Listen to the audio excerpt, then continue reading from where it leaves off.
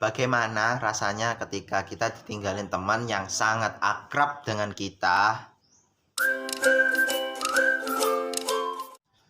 Hai, bertemu lagi dengan aku, Amir. Di sini aku masih akan ngomongin quotes, review quotes yang mungkin bisa memotivasi, memberi pandangan atau gambaran untuk melangkah ke depannya agar lebih baik. Oke. Kita mulai saja untuk quotes pertama. Dari kata-kata Bodo Amat. Orang yang terlalu baik hatinya biasanya selalu kurang beruntung dalam sebuah hubungan. Mungkin kalau aku melihat kata-kata ini kayak diungkapin kepada masalah asmara atau masalah cinta.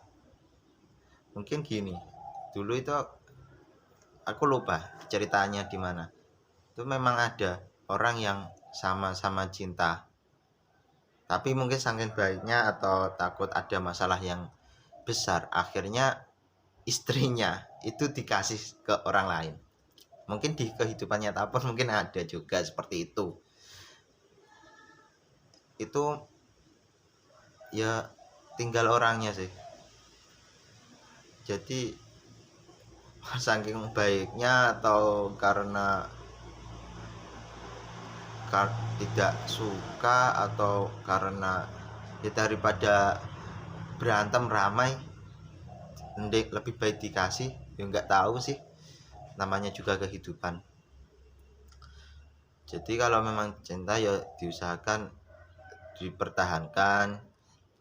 Mungkin kalau orang yang suka itu diajak mediasi atau ngomong lah, berbicara gimana, ini istri saya dan sah istri saya, misal ya, kalau itu istrinya ya, dijak berbicara, masih mungkin ada orang yang lebih baik daripada Anda menginginkan istri saya, misal seperti itu. Atau ya kalau pacar ya seperti itulah, kalau bisa diselesaikan secara kekeluargaan. Jangan sampai karena masih cinta dilepasin, kan sakit hati, nanti lama-lama sakit gigi, badannya sakit semua.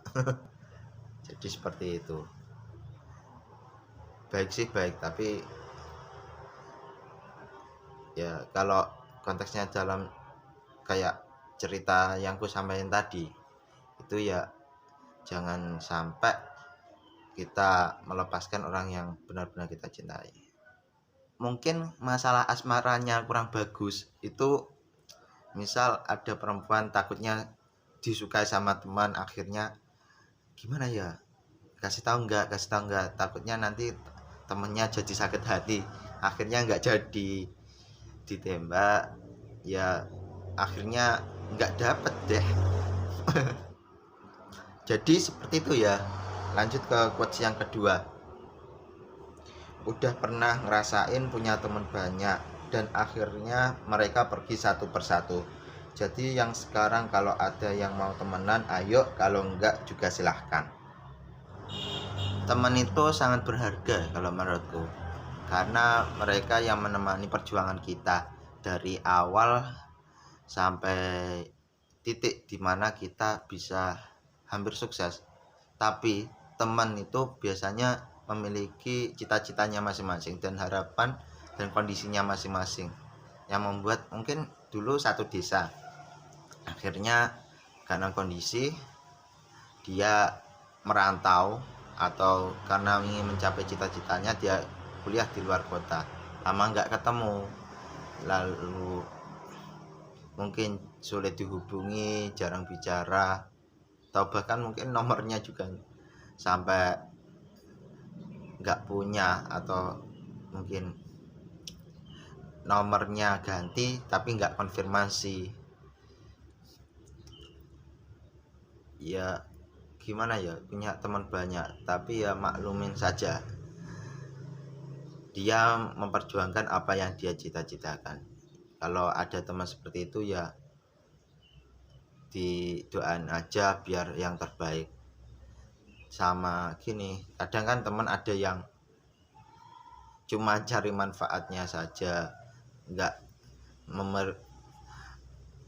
tidak memberikan solusi tanpa masalah. malah memberikan solusi dengan masalah. Jadi kalau seperti itu ya teman gitu aja, nggak usah terlalu akrab. Gini ya, teman yang terakrab, kalau aku sendiri pun agak nggak punya kayak teman yang sangat akrab itu. Ya teman kenal gitu aja, mungkin kalau ada apa-apa ya bilang, kalau nggak ada ya ndak gabung, ndak, jarang main bareng sama teman itu. Jadi kalau punya teman itu ya biasa aja lah. Kalau teman enak ya temenin, kalau ya jadiin teman. Kalau nggak terlalu baik, mungkin nggak cocok, nggak sepemahaman dengan kita, ya anggap aja teman, ya kenal gitu aja. Jadi seperti itu, karena jangan sampai kita membuat masalah dengan orang lain. Seperti gunting yang ditaruh di meja, mungkin sekarang kita nggak butuh gunting itu, tapi entah suatu saat kita mungkin akan butuh untuk menggunting sesuatu. Mungkin kita nggak butuh, nggak terlalu akrab, mungkin komunikasinya ya kurang baik, mungkin kita punya teman tapi nggak terlalu akrab, ya anggap aja teman, jangan sampai punya masalah dengan dia. Mungkin suatu saat kita butuh konfirmasi atau butuh bantuan dia. Jadi kalau punya masalah dengan orang lain mau minta bantuan kan ya nggak enak. Jadi seperti itu. Lanjut ya, quotes ketiga.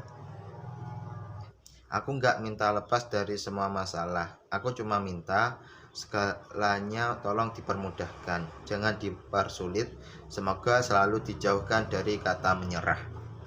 Ini kata-kata yang sangat menunjukkan perjuangan yang berat, tapi harus dilalui. Ini hal yang cukup baik menurutku. Jadi orang itu kan malah positive thinking, pikirannya positif, bagus gitu. Jadi kalau jadi orang juga ya beginilah, jangan menyusahin orang saja. Mungkin ya kalau bisa ya bantu. Kalau ada masalah itu